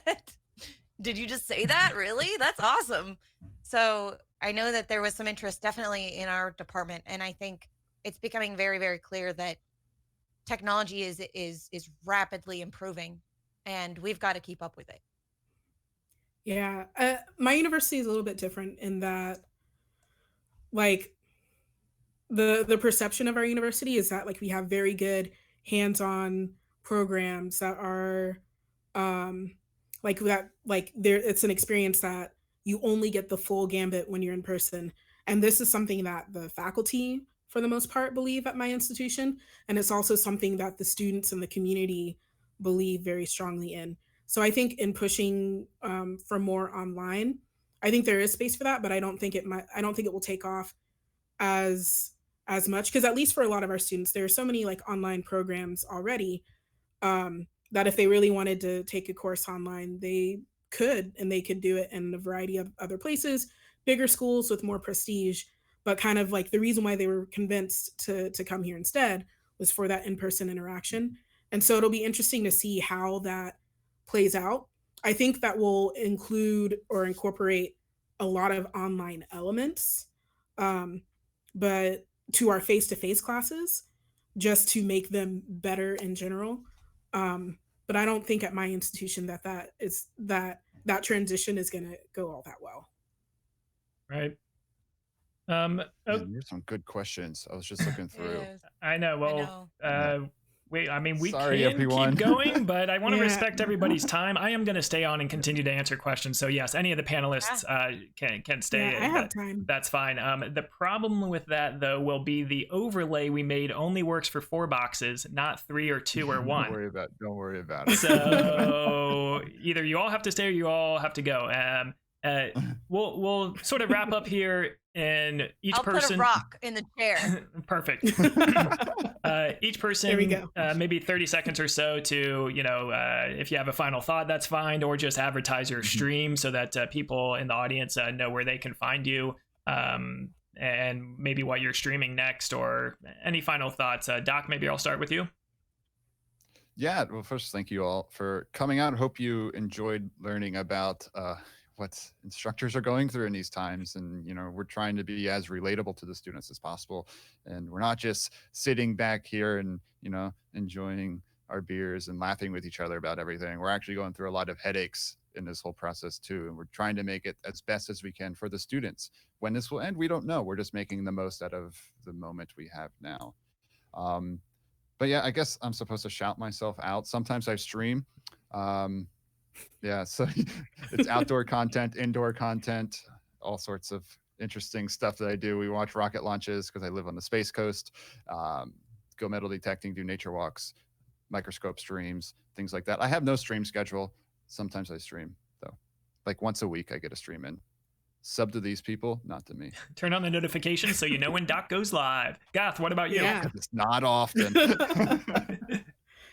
Yeah, this has been a lot of fun. So I am in the process of moving. I recently purchased a house and now I'm moving. So my stream schedule is pretty much non-existent right now. But when I do stream, I stream organic chemistry. We work problems. We look at different topics. We talk about how you get prepared to take organic, because a lot of people walk into organic very scared. And I don't think it has to be that way. So we talk about those things. But once I get all moved in, I'll have a consistent stream schedule a couple of times a week as I'm preparing for the fall semester. So you can kind of get the inside scoop of what that looks like. Awesome. I'm excited. Paige. Yeah, I'm a geologist and I'm working on my schedule currently, but I do stream usually about 3 or 4 days a week. And I'm also prepping for my fall semester, which largely looks like water in the West. So some hydrogeology. I am prepping for a California geology course. So there's going to be a lot of that coming up.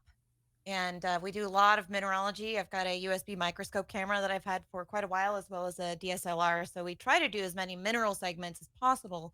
They usually end up being, I don't know, twice a month or so that we end up with those. And I love answering geology questions. I don't know everything, but I will help happily answer to the best of my ability. Yeah, that's my stream in a nutshell.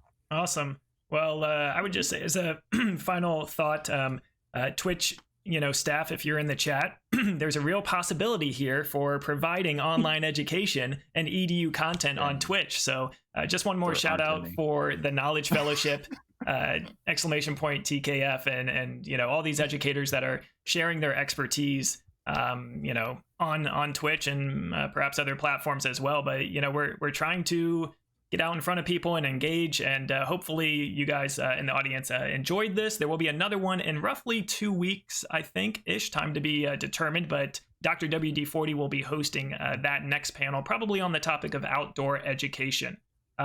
So if anyone has an idea of, besides, Damien Explorers and DOS, of who could potentially, because they might not be available, who could be on a panel for outdoor IRL, I'm sure I'll tweet at some point too, feel free to have reach out to me and I'll reach out to them. Awesome. I know Sage is getting into it, so I'll probably pull her in. Yeah, I've done 2 IRL streams.